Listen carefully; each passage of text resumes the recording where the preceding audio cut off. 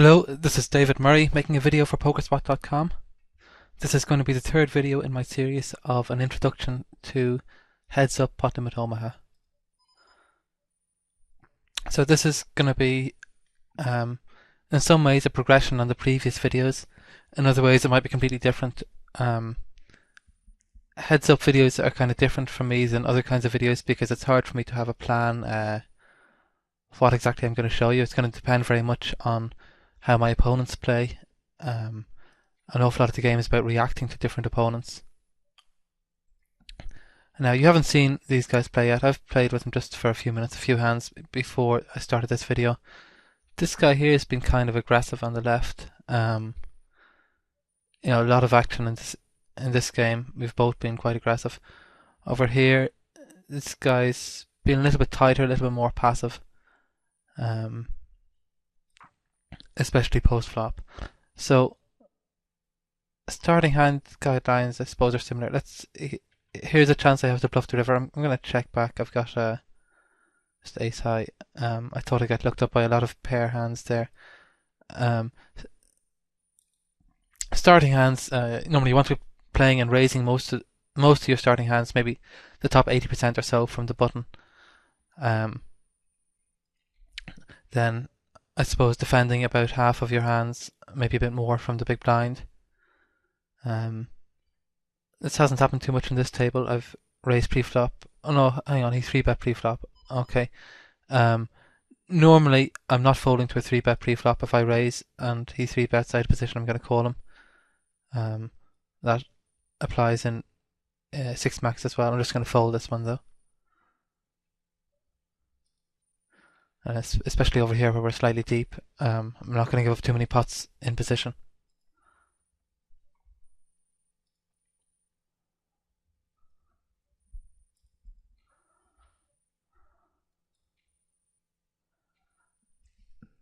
So continuation betting, I'm going to bet quite a lot, especially against this guy on the right. I don't expect to get check raised too much. This guy's been a little bit cautious with some of his big made hands, like for example a second nut straight that he played very cautiously. I don't think I've got value here with this queen 5. I don't think I got looked up enough by a lower pair to make up for it. Should I bluff this one again? I think it's possible. Yeah, I think he might fold one pair and certainly miss draws with a 10 jack and stuff like that. Worth bluffing the river here.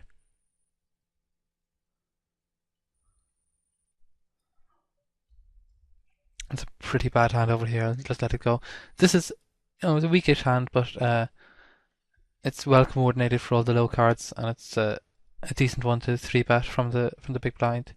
I'm surprised that this guy folds. I mean, that's something that will certainly encourage me to 3-bet a few more hands if he's going to fold some of his hands, especially when he's not even opening close to 100% of his hands in the first place. I flopped a pretty decent draw here to go with my overpair. Over here, haven't got very much. This guy did play back at me in a previous pot with a flopped pair on the board, and turned out to have nothing. I think I bet, he check raised, I 3-bet pretty quickly, and he folded. So that'll certainly change how future hands like that go down. This is pretty nice over here. I don't know what he's got, but I've got a nuts and a redraw. And well, that's an unexpected fold. Didn't really expect that guy to be making a pure bluff at that stage. And if he wasn't totally bluffing, I thought he would call. He would get it in with whatever he had. This guy's 3-bet me often enough. It's a question of whether I should call here or ship it all in. I think I'll call, and I can consider folding the very worst flops. That's not exactly the best flop. I think I'll just get it in the hopes that he doesn't have an overpair, that he doesn't have very much. And I do have a bit of a backdoor draw if necessary. It wasn't really good cards for me there. No, he has made a straight.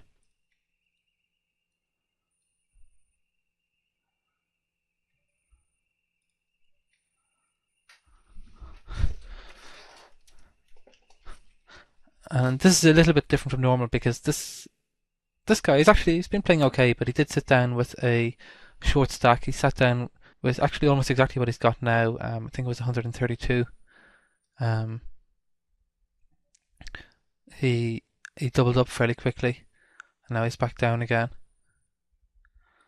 Uh, so normally, when someone buys in for a small amount like that, I don't expect them to be such a good player. Well, I don't think I'm getting any value here. If I bet, it's going to be hard to get called by a worse hand. I don't know if I'm even ahead a lot. I mean, 8-9 has come in. If he had a deuce, he's hit it. Hopefully, he's just calling one with an overpair. There you go, a smaller overpair. Oh, he had a flush draw as well. I'll 3-bet this one. It's not a bad one to do. And he 4-bets. I'd like to be a little bit more choosy facing a 4-bet out of position than a 3-bet in position, but this is such a nice hand, I'm not going to fold. And a flop like that, I think the best thing for me to do is ship it in, and I don't think he's really going to fold, over pairs and big cards and anything, but it's worth me trying to get him to fold when I don't actually have a hand yet. And hopefully I've got the biggest hand yet.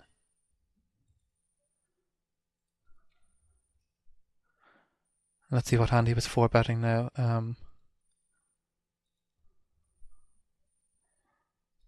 Okay, he had Ace King Jack 3 double suited, so that's a pretty reasonable hand to 4-bet against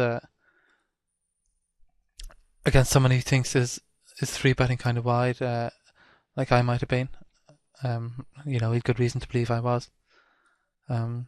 This one here, I'll just call, and that's a pretty good flop for me. 2 straight draws and a flush draw.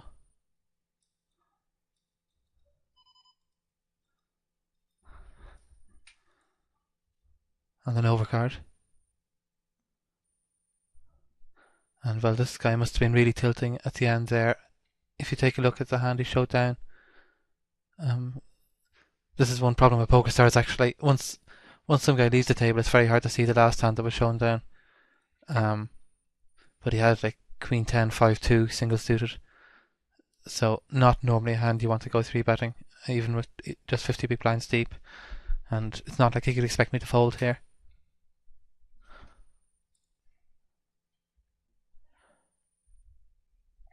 And an important part of heads up play is taking money from guys who are tilting.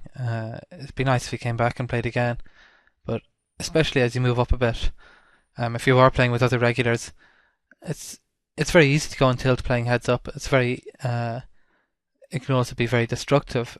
You can lose a lot of money very quickly. Where if you're playing 6-max, you might suddenly realise that you can't keep on sticking all your money in with one pair crap draws. Well, it's nice over here, and I like to think there's a good chance I got the best hand. Well, I obviously have the best hand, but that I wasn't chopping. I don't necessarily think this guy's on tilt yet. He probably thinks I'm a bit more aggressive than I am. So he's playing back at me quite a lot. I have been quite aggressive, but I've been hitting a lot of hands against this guy as well. Well, the fact we've played so many big pots, I think I should just get it in here. The real problem is I'm not drawing great against Ace-8. I'd like to have some overcards, but I do have Ace-3 and a straight draw.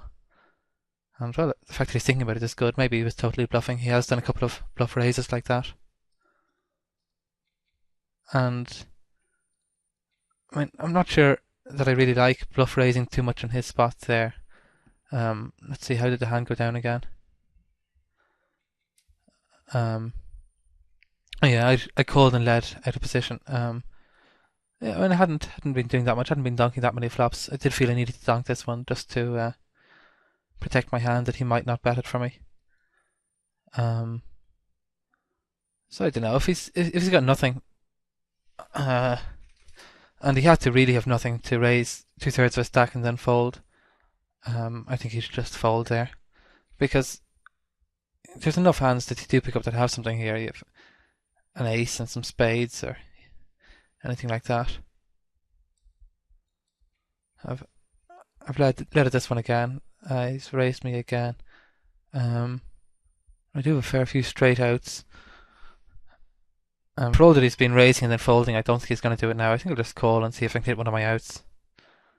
And I was going to say I could consider bluffing as well. I don't think a spade is a great card to bluff, really. I'll just let him have this one.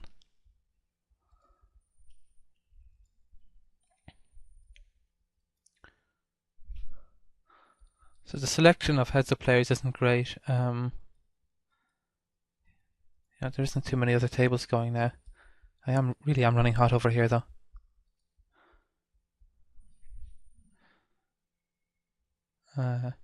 There's 3 other tables going. I'm the only other one waiting at the moment. So hopefully I'll get someone fairly shortly.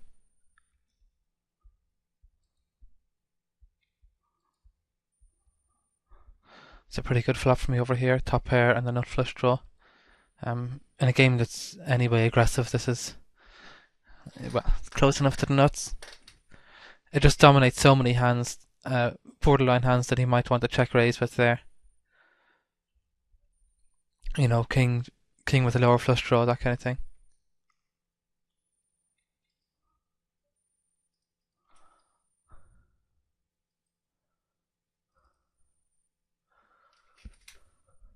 Okay, here's another table. Let's see how this one works. I'll keep this one here just in case. This guy's sitting out at the moment, but he might want to play.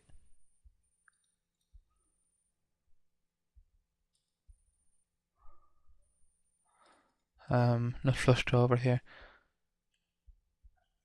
I like leading a lot of flops into this guy. He hasn't reacted very well to it so far, and excuse me, he hasn't continuation met all that many flops that I want to constantly check raise him. It's an okay one here to 3-bet from the blinds. It's been a while since I did that, and that's an alright flop. You know, it's a good flop because so many hands miss it. Even a hand with a 7 in it hasn't hit it all that hard.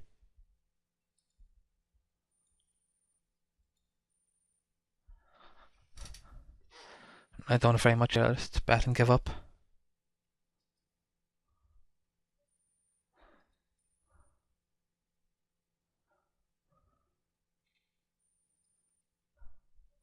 This guy's got a big stack here. He's actually got 3.5 buy-ins on the table. On the other hand, it's a bronze star, which typically means he doesn't play very much. So it'd be nice if this is a fish with a big stack. It'd be even nicer if he'd actually play me.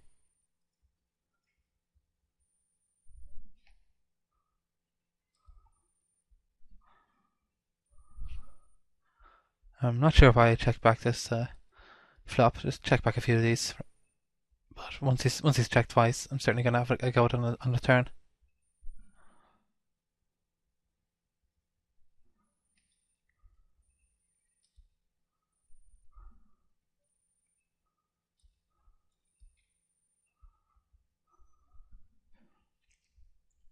Alright, this Vulex guy, he's now at another table. Well, we'll have this hand first. He's so often folded in this spot, I think I'm just got to 3-bet and get it in. And, well, I do have a fair few outs. Those hearts are good for me as well. But he did have something this time, okay. But, like I was saying, this guy Vulex is at another table. Game must have just broke. Let's see now if he wants to play me on 2 tables.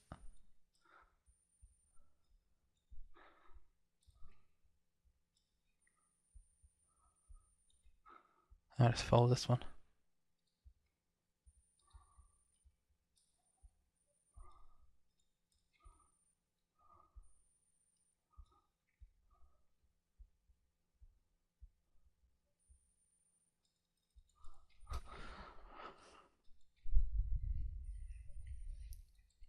Okay, I'll fit a king here. I'm not going to bet again. I've got enough that I might win a showdown, although it is very likely that the hand he calls one on the flop has an ace in it.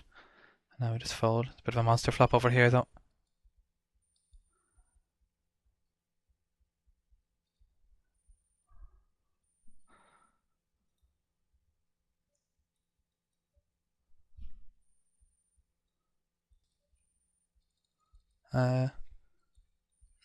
Not the best set of aces here to 3-bet with.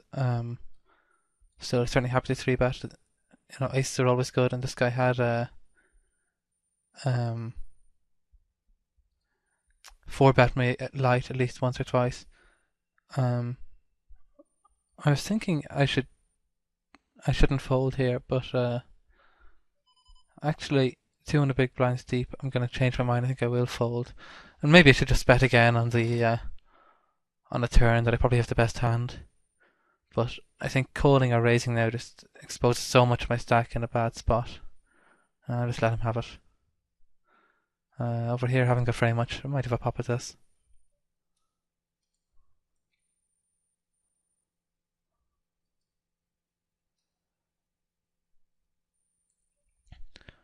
I mean, you don't want to go nuts with aces with just a bare overpair, but there are a lot of spots where you can stack off on a turn where you can get a lot of money in with just one pair, because the other guy is going to call you or is going to play back to you with a really weak hand. Here, I think I'm going to call a bet again if he bets this time. Oh, this is a much smaller pot, but still, I think I've got the best hand here a lot. It's obviously a bad card for me. And I think I'll give up if he bets the river. But I do have the best hand, okay. Well, not flush drawn, bottom pair here. Only 100 big blinds. I'm going to get it in. Well, if I get it in, I mean I was hoping he'd fold, but I do have a good few outs. That's not a good board for me, really. I just got 3 sevens again.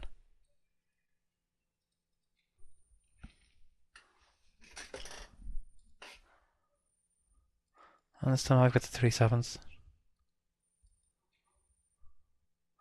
And leading the flop maybe has paid off. I certainly have no worries about running into 3 kings here. I do have a worry about running into a flush. I think I'll check and shove, check, call it all in. He's bluffed this spot, or he's bet this spot often enough. He does have a flush a lot here, but between the times he's got a flush and I outdraw him, and the times that he's got nothing, well, by nothing I mean most likely a straight draw. I think I win just often enough to make it worthwhile. Well, let's see what he has. What he had. Oh, he did have a flush, yeah. Not really a surprise, but I guess I was expecting to see a flush about a bit less than 2/3 of the time there, like 60% of the time or something. And, well, the problem is that the other times he does have outs against me as well, so I'm not really sure if I want to get it in if he's got a flush 60% and even like 5, 6, 8 the other times. What have I got over here? I've got middle pair and a double gut shot. It might be a bit reckless, but I think, well, this time he's on this table. He's certainly not folding to my 3 bets in these spots. Maybe he's just flopping sets all the time. But over here, every time I led, he would raise and then fold. And over here, this time he's raising and then showing me the nuts. Maybe he'll raise this time, but I don't really expect him to. I did, okay. That can't be a good card. Oh, well, that's not the worst. Gonna guess he had a lower straight. Oh, yeah, he had the ace too. A wheel is certainly one of the weak hands that people stack off with more often than they maybe should. Okay, here he's raised. Is he gonna? I mean, he can't have 4 queens, which is good. I've got so many outs. He has got queen 5 or ace queen. Let's see if I can win one for a change. And that's a straight. And that's a full house over there. Okay. This table here, he really is running like God. And of course, this is the 1-2 table where I'm crushing him on the small stakes table.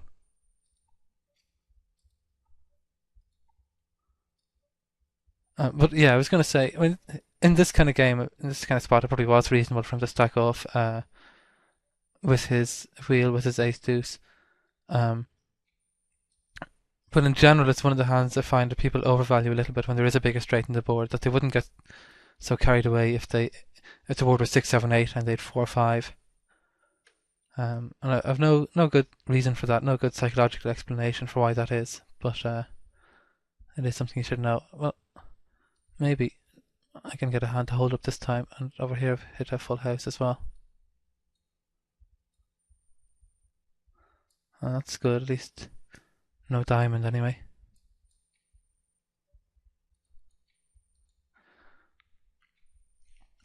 I mean, this is fun. This is a lot of action in this game. It's probably good for you guys. Probably good to see how the game goes when it's a bit more aggressive than I remember the previous sessions have been. I was going to say maybe I should calm down a little bit and not 3-bet so much. Given that first the stacks are deeper, second I'm going a little bit nuts post flop, so I don't necessarily want to inflate all the pots with weaker hands out of position. But still, from time to time, I'm going to pop them out of the big blind.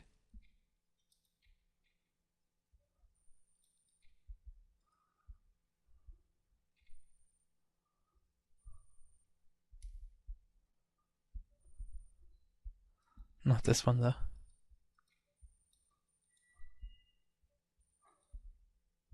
That's one of the weaker hands. I'll just let it go. That's an okay card. And should I fire again? I guess I can. Yeah. I mean, I just think it's much more likely to have called with a draw than with a weak made hand there on that turn. Because most of the weak made hands have aces in them. That's a hand he would likely bet on the flop. So more likely he picked up some kind of a draw. I was about to lead this flop. I think I'll let it go. And okay, sometimes this tiny bet is an inducement. He wants me to check raise, and you have to be wary. You can't fall into his trap when he does that. But sometimes it's not. Sometimes it's just a weak hand. Just he thinks, okay, maybe I'm going to fold a lot on that board. Some guys joined the third table with me. That wasn't really what I was hoping for. Let me see. I guess I'll just. Well, I have a choice whether I'll stay with this guy or not. I think I will stay with this guy. He's played okay, but we do have deep stacks, at least over here, and he might get carried away. What I would kind of like to do is quit him on this table and play this other guy who sat down at 1-2, but I don't really want to quit him on this table for fear he'll leave me on this one as well. So no, I'm gonna sit out on that guy there. You can't see it, but it's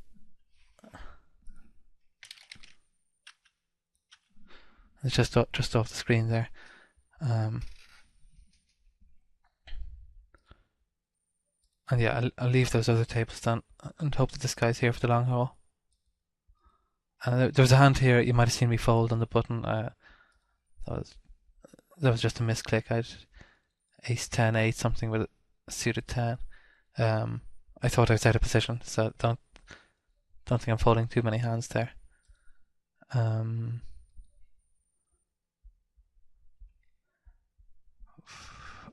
I kind of want to bet. I think I might have just enough showdown value that I should check back here and see if I could beat him. Well, I certainly wasn't going to get through bluffing that anyway.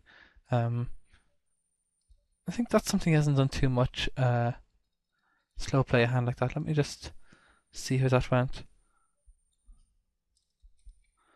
Well, I suppose I raised pre-flop. He check, and check the river. I guess he played it pretty reasonably, kind of passive, but he's got to think based on the way the the game has been going so far that there's a good chance I will bluff the river, and it's unlikely that I've got an ace or queen that I can actually give him action with. But maybe he should just bet and hope that I look him up with like a pair of eights or something.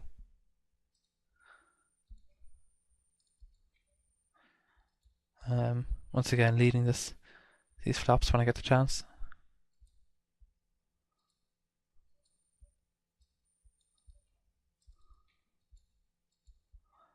And trips on the turn. It's a pretty decent card for me. And good flop over here as well.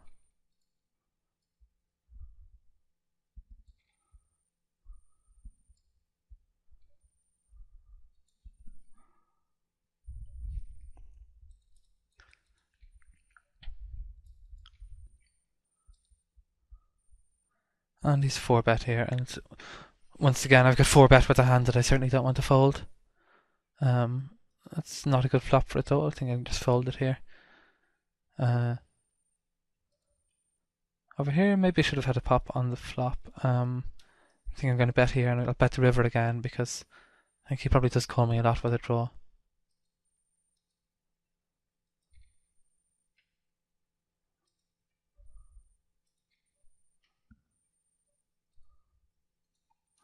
Thought about 3-betting this hand for a second. I think I'll check raise the flop. He doesn't bet the flop. It's a bad turn card for me. I'm just going to give up. Too likely he calls me with an ace. What's he got? Oh, he flopped 2-pair. Well, that is definitely a strange play from him and not something I expected. He's checked back the flop with a flop 2-pair, and well, I mean, really, this is not consistent with how he's been playing so far, and it's not really a good spot to mix up your play by saying, oh, I'll check back this massively vulnerable, decent but yeah, probably winning hand on the flop. You can't do that. You're gonna, if you want to show up with some hands on some strongish hands on the turn from time to time, just to balance your range or whatever, you don't have to do it by checking back this kind of hand on the flop. You can do it by turning some kind of miracle card instead. In this case, it doesn't. Who cares if his range on the turn includes Jack 3? He's giving up so much by giving me that free card in the first place, and that range with Jack 3, it just blends into all those hands he could hit with an ace anyway.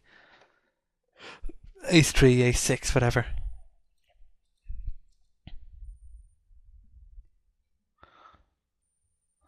So, and you can't just mix it up just for the sake of mixing it up.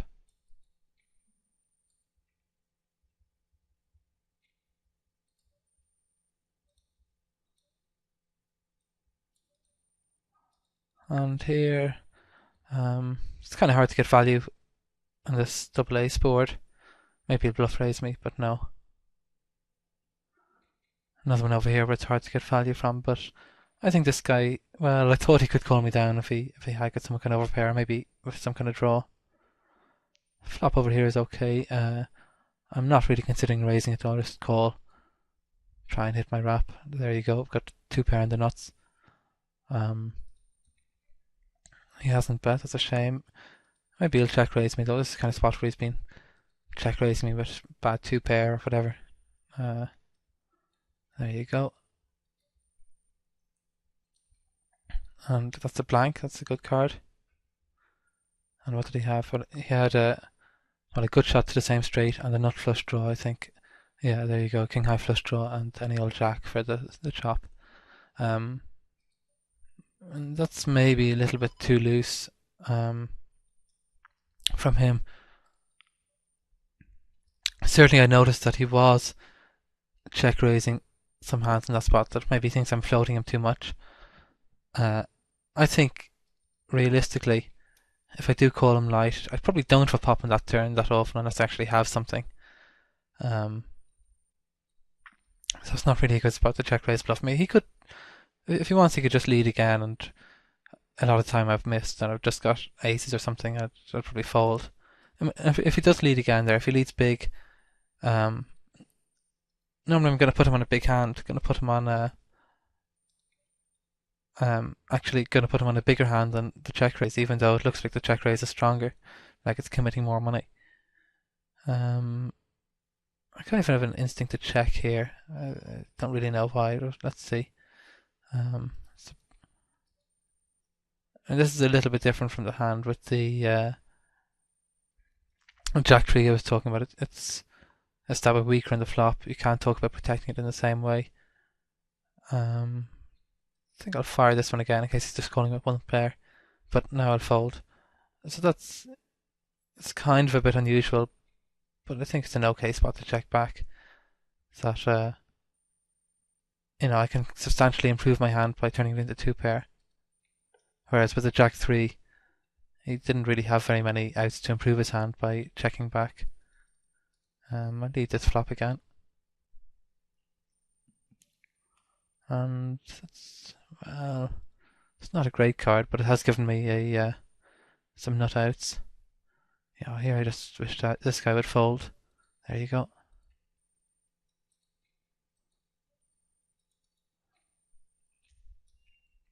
I mean, it's strange because I think he usually only folds when he's got the worst hand there, but still, I want him to fold. I don't want to play the river, and I think he could make life tough for me in the river. He could bet the river a lot in position. Not a good flop. It's the kind of flop that all kinds of things miss. This is kind of flop you could consider just check folding some of the time. One reason for me not to do that is that if I keep betting, he just raises a lot, and when I do hit something, it might get me paid off. But certainly I thought briefly about check folding there. And this one here, I don't have to raise from the big blind facing the limp, but why not?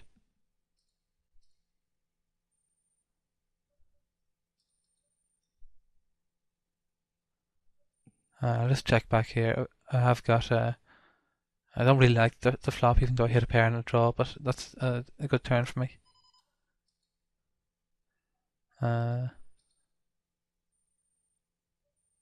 It's an okay river. Am I getting value here? I don't really see that I could get value from anything other than, I guess, a smaller jack. Is that a likely hand? This is interesting. Maybe.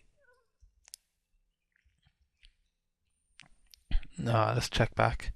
I think it's likely enough he's got either nothing he's got nothing there, and it was possible that he was slow playing or checking a big hand. Maybe there's a really thin bit of value there that I missed. Certainly going to call a bet here if he bets. He doesn't though. I'll fold this one though. There's two kind of contrasting hands there with flushes on the board where I've got top pair over here and top two pair here. On the river it's only one more bet to call to catch his bluff. On the flop I have to call and then face another big decision on the turn and on the river. So especially at a position, I'd rather call the flop. I'd rather call the river in that spot. Okay, I haven't check raised too many hands. Here's a chance. The worrying thing is that when you don't check raise hands for a while, maybe it does look like a big hand. And that's a very good turn card for me. I'm considering checking again. I think I'll just bet. There's enough in there already, and I was really hoping he would shove the turn. It's a bad card for me. It's kind of likely I got outdrawn, but he did outdraw me, yeah. But I think betting the river is best. That I'm certainly not going to fold it, and I don't think he's going to bluff with that little left behind often enough to make me want to check to induce the bluff. Here I've hit a set again. Over here, yeah, I've just forced it in. I don't know how often he's bluffing, but some of the time he's bluffing, sometimes he's got a weaker 9. And even for 200 big blinds, I don't mind getting it in here. Although I really would like to hit my full house here from time to time.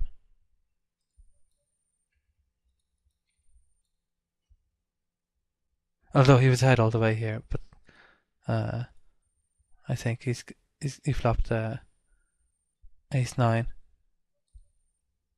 Here, I've just got this the flush draw. I'll just call this one and probably fold the turn.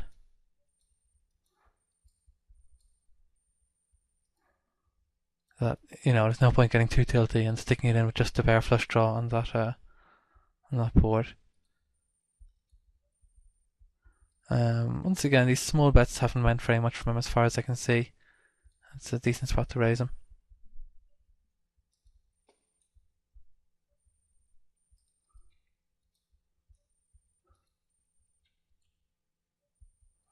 And I flop a straight. Well, the good thing about this hand is it's not easy to outdraw. And that's a small worry, only the board has to pair. But I don't want to build a huge pot there with a straight in the flush board. Interesting spot from the check after 3-betting. I think I'll just bet.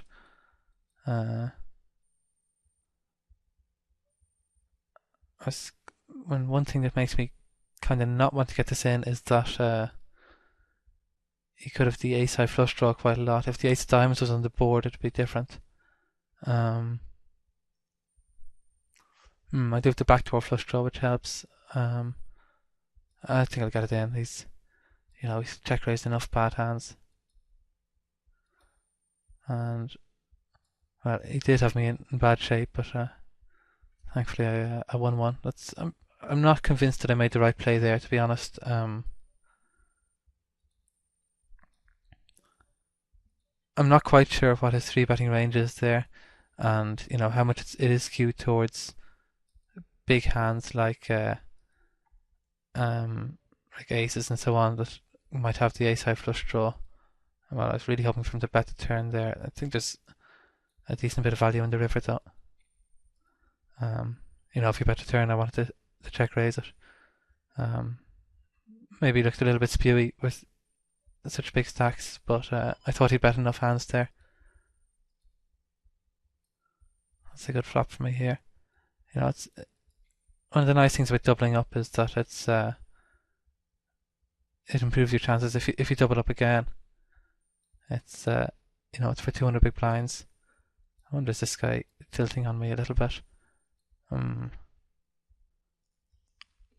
Now to decide, you haven't had this spot too often.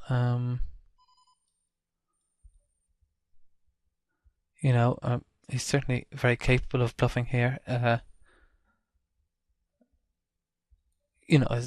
By far his most likely hand is a straight draw. The thing that makes me want to call is that the big straight draw is slightly more likely. I do have 5. I think I'd call. I think I'm good one time in 3, but I don't expect to win that often. And well, maybe he is tilting a little bit because he's got he called me down very loose with just the bottom straight draw. And that's pretty bad, I think. Well, here I've got a weakish hand to check raise. Certainly don't want to build a huge pot, but I do have a pair that can make trips and a flush draw and a straight draw, so that was okay.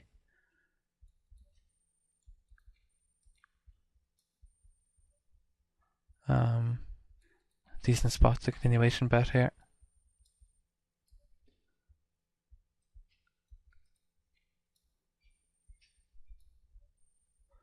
And he's check raised me here, and this time it's me who's just got a bad straight draw, but I do have top pair as well. And I'm in position. This is an okay spot for me to call. I'm gonna check back here. Check raise is awful enough. He's checked again. I'm not too confident with my hand holding up here. I think a bigger queen is possible, jacks and queens, maybe even a 3 that he decided not to bet the turn with. But on the other hand, I don't want to bluff either. I'm going to check and see how I do. Okay, he's got a better queen.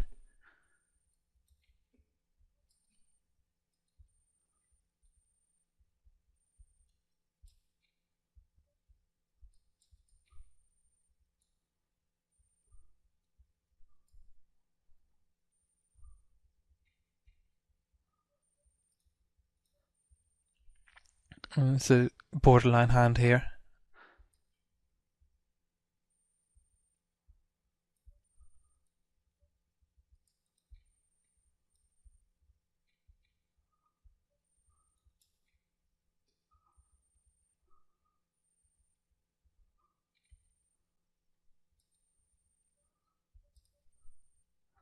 And again, not the best hand to 3-bet, but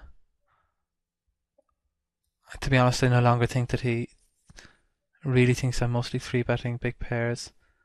Pretty bad card for me.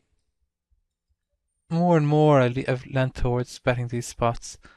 I guess it's just a bit too likely that he's hit a flush though. And maybe I can call the river.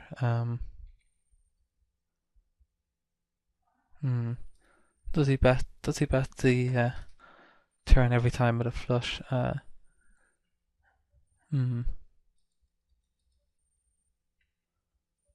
he be value betting worse? It's very difficult to say. I think I'm just going to fold. The bet size could easily be a value bet.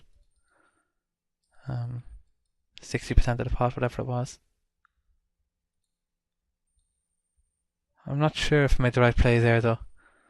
That maybe I have a chance to call him there in the river.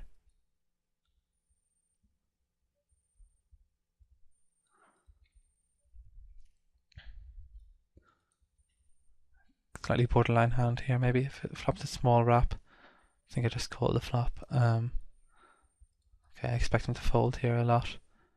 And, well, now maybe I expect him to call a lot. And I've got the best hand almost all of the time. Did he check back an ace? It's certainly possible. The way he's been playing recently, like over the last 50 or 60 hands or so. Yeah, he did. He checked back a weak ace. Okay. I think he probably should continuation bet that hand in the flop, but maybe it's just not his style.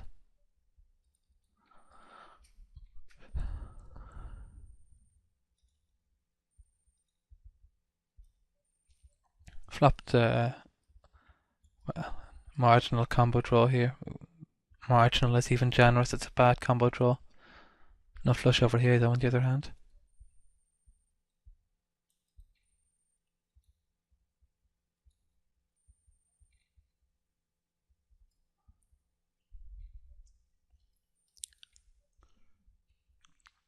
And yeah, I'll play this hand here. Okay. And I'll lead the flop once again.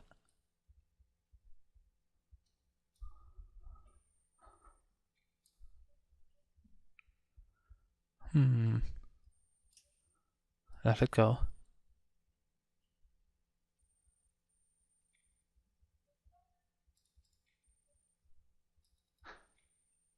Still don't really have a good handle on what hands he's limping versus raising pre-flop or even versus folding. Maybe he's just mixing it up kind of strangely. That's a bad card. It's kind of a bad card, but that's another one. The fact that he was bluff raising so many flops. Okay, he did have the best hand all the way. The fact is that I wasn't that disappointed to see that card because if he does a bigger straight, at least it saves me money. It saves me a hard decision if he bets the turn again.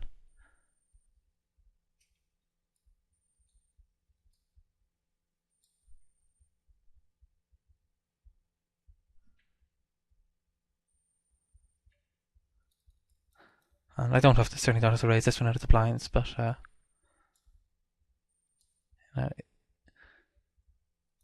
he seems to have been fairly gentle in those pots where he limps and I raise. So there's no harm putting a little bit of more pressure on him.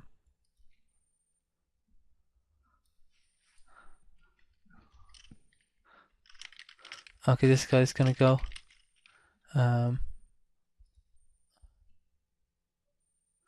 Maybe we'll have time for to find another opponent, but we might just have to cut this a little bit short. Let's see if I can get a bit of value from this hand first. It's a pretty bad card in the river. There is another table allegedly open here. There it is. Okay, this is a guy sitting out. Might get a chance to get 5 more minutes or so in, but otherwise I'll just try and recap a couple of things that came up. I think the game you saw today, this session was a little bit more aggressive than previous sessions. I was playing about 80% of it against this guy, Vulex. He played kind of well, aggressively without being blindly aggressive. Earlier in the game, I did think he was being a little bit over-aggressive and overextending in spots, especially on the flop, especially when I was leading the flop. I think the truth might just have been that I was running pretty good, and he kept creating these big pots and I would win them. Then later on, when he was running good, it worked very well for him. So maybe he wasn't over aggressive after all. I suppose I have to think about how I reacted, how I handled his aggression, and it was a bit different from other players.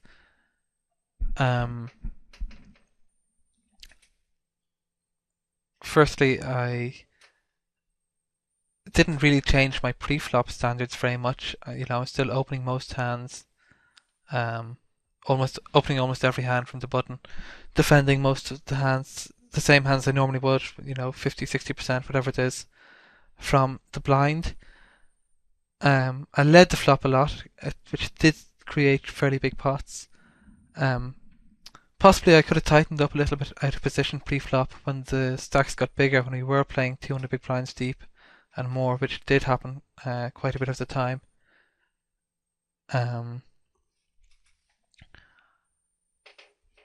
I did occasionally give him chances to bluff. I suppose I did value bet. I'm trying to think of specific spots where I could say I adjusted to this guy, but realistically, I suppose I'm still kind of taking every hand on its own merits. Playing every hand individually, but obviously still taking into account what I know about him. A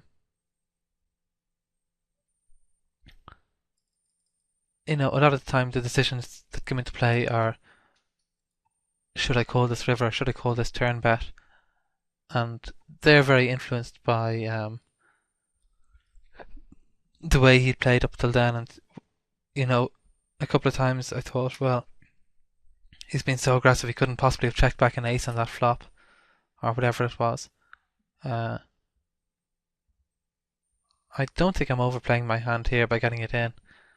On the second or third hand of a heads-up match, I don't really expect to be raised on that turn by, without a serious hand.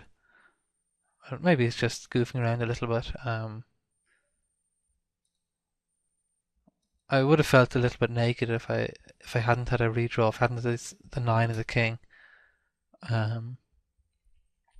In case he had checked back 10-7 on the flop. But as it was, I was okay to get it in, and I didn't particularly want to just call and see what he'd do.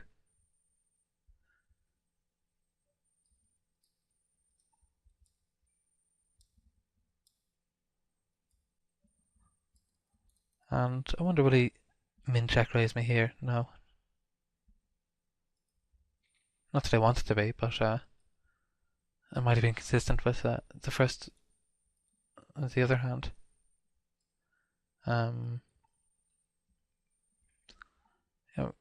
That's a good card. I'm going to kind of, I suppose, tone it down a little bit against this guy until I know a bit more about him.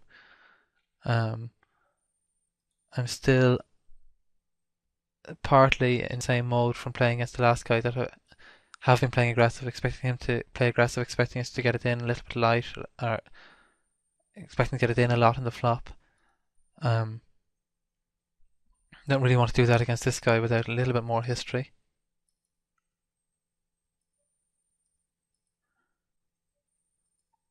It's not a great flop really, not quite big enough. It's okay to bluff the turn though. And well, obviously this meant nothing last time. It's so easy for me to have something here. Much more easy than the last time when it was a 10.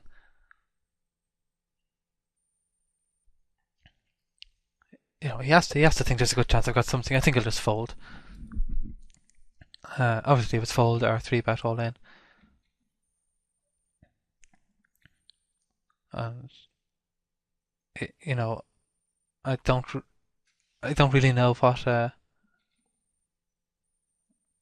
hands he's making these little min raises with. I'll 3-bet this hand. See how it gets on. And well, when we're only 50 blinds deep, I think we're just getting it in on flops like this with top pair, and lots of outs to top 2 pair. That's been some pretty bad cards for me. Okay, he makes it flush.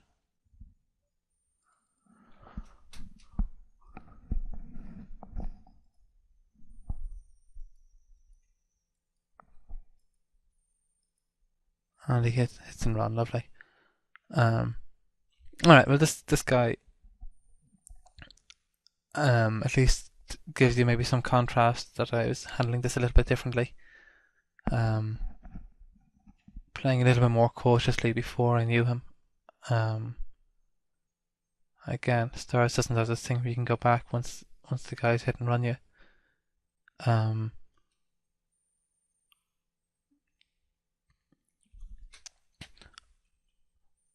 But I think like I said at the start, I was going to find it very hard to find a theme to discuss today, or find some general points to break this down, to make this into a lecture, to give you 5 bullet points or something. But instead here, I hope you've got a sense, an idea of how I decided to play, how I wanted to play against this guy who did kind of consistently get more aggressive, and where we had a more aggressive game going on.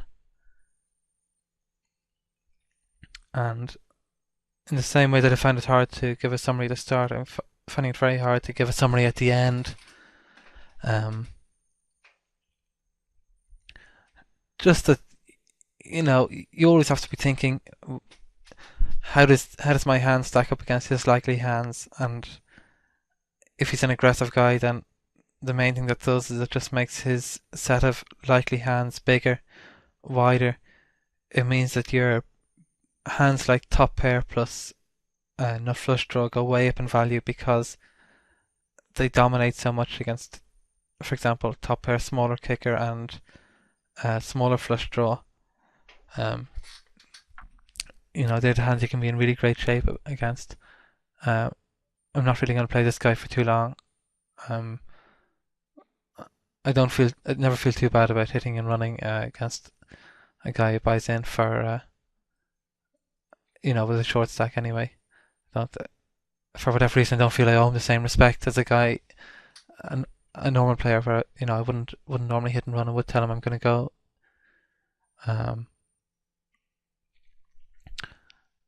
But yeah, that's about it for this video. It was maybe a little bit disjointed, but on the other hand, there's a lot of hands in there. There should be a lot to learn from, a lot of stuff to think about. And even if there's no moral to the tale, if I can't sum it up with some little pissy thing about the tortoise and the hare, I think you can at least you've been exposed to some interesting situations here, and you got some idea at least what I've got to do, and you can think about what you would do in the same situations. Right, so that's all for today. Best of luck.